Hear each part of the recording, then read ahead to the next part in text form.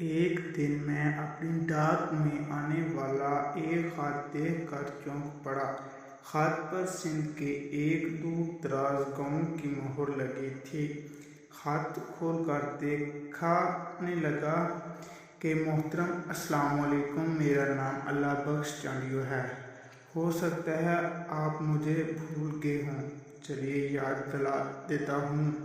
چند سال پہلے حیدرآباد سے لاہور جاتے ہوئے ریل کے سفر میں آپ میرے ساتھ تھے۔ آپ سے خوب باتیں ہوئی تھیں۔ باتوں باتوں میں پتہ چلا کہ آپ شکاری ہیں۔ رخصت ہوتے وقت میں نے آپ کا پتہ لے لیا تھا۔ آج برسوں بعد ایک ایسی مصیبت آ پڑی ہے کہ آپ کو آواز دینے پر مجبور ہو گیا ہوں۔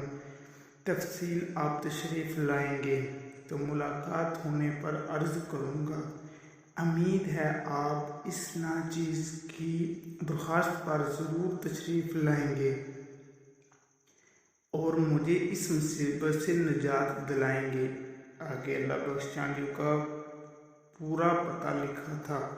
خط پڑھ کر مجھے ٹرین کا وہ سفر یاد آ گیا اور ساتھ ہی اللہ بخش کا محبت بھرا چہرہ نگاہوں کے سامنے گھوم گیا، مگر یہ بات سمجھ میں نہ آئی کہ اللہ بخش کو ہم شکاریوں سے کیا کام پڑ گیا، کیونکہ خط میں کسی جانور یا جنگل کا ذکر نہیں تھا۔ خیر، میں نے وہ خط اپنے دوستوں کو دکھایا تو وہ کہنے لگے، سندھ سے ہمارے ایک بھائی نے ہمیں اپنی مدد کے لیے بلایا ہے۔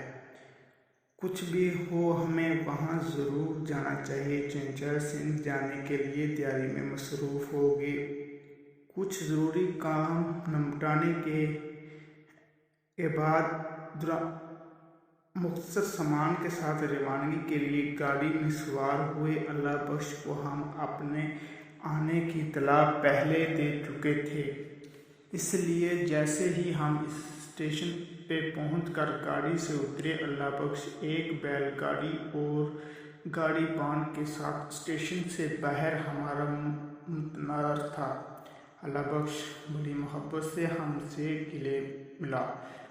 گاڑی بان نے ہمارا سامان بیل گاڑی پر رکھا اور ہم بیل گاڑی پر سوار ہو کر اللہ بخش کے گاؤں کی طرف چل پڑے۔ راستے میں ہم نے اللہ بخش سے پوچھا کہ وہ کیا مسئلہ ہے جس کی وجہ سے وہ پریشان ہے۔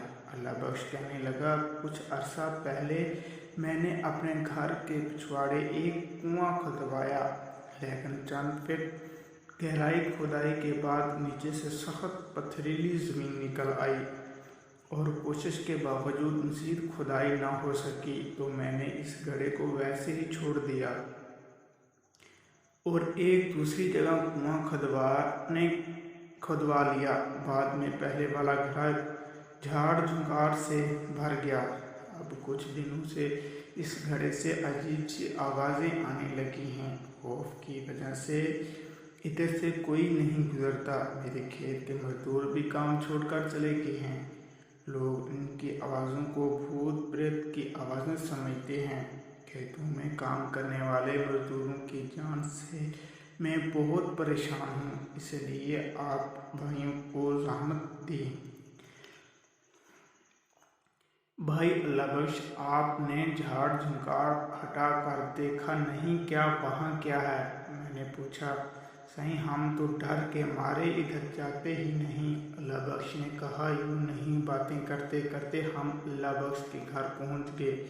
ایک سادہ سا دیہاتی طرز مکان تھا۔ اس وقت شام ہو چکی تھی۔ ہم نے اللہ بخش سے کہا کہ ہمیں وہاں وہ گڑھا دکھا دیں۔ اللہ بخش بولا، سائیں آپ سفر سے تھکے ہوئے، نہا کر تازہ دم ہو جائیں، کھانا کھائیں اور آج رات آرام کریں، صبح گڑھا دیکھ لیں گے۔ گھر کے صحن میں چارپائیاں بچھا دی گئیں۔ کھانا کھانے کے بعد ہم چارپائیوں پر بیٹھ کے دیر تک اللہ بخش سے ادھر ادھر کی باتیں ہوتی رہیں۔ پھر اللہ بخش ہمیں آرام کرنے کا کہہ کر گھر کے اندرونی حصے کی طرف چلا گیا اور چارپائیوں پر لیٹ گئے اور سوچنے لگے کہ جانے یہ کیسی مہم ہے، نہ جانے اس گڑھے سے کیا نکلے۔ यूं ही सोचते सोचते हम नींद की वादी में पहुंच गए। सुबह उठे, नाश्ता किया और फिर अल्लाह बख्श के साथ हम घड़े की तरफ चल पड़े। घर के पीछे ही अल्लाह बख्श के खजूरों का बाग और खेत थे, वहीं घड़ा भी था। घड़े को झाड़ झंकार ने यहाँ ढांप रखा था कि घड़े की ऊपर छत सी बन गई थी। अल्लाह बख्श ने हमारी मदद के लिए गांव से कुछ लोगों को बुला लिया था, जो लाठियाँ और कुल्हाड़ियाँ लिए एक तरफ खड़े थे। हमारे कहने पर कुछ जवान घड़े के ऊपर से झाड़ियाँ हटाने लगे। हम अपने हथियार लिए किसी भी सूरत हाल से निपटने के लिए तैयार खड़े थे। जैसे ही झाड़ झंकार घड़े के ऊपर से हटाने वाले नौजवान बुरी तरह डर के पीछे हटे। हमने आगे बढ़कर घड़े में झांका। वहाँ जो मंजर आया, इससे हमारे भी रोंगटे खड़े हो गए। घड़े में सैकड़ों जहरीले सांप इधर उधर रेंगते रहे। इनके फंकारों से अजीब सा शोर गूंज रहा था। यही वो आवाज़ें थीं जिन्हें सुनकर लोग खौफजदा हो जाते। दरअसल इस घड़े को इर्द गिर्द के इलाके के सांपों ने अपने मस्कन बना लिया था।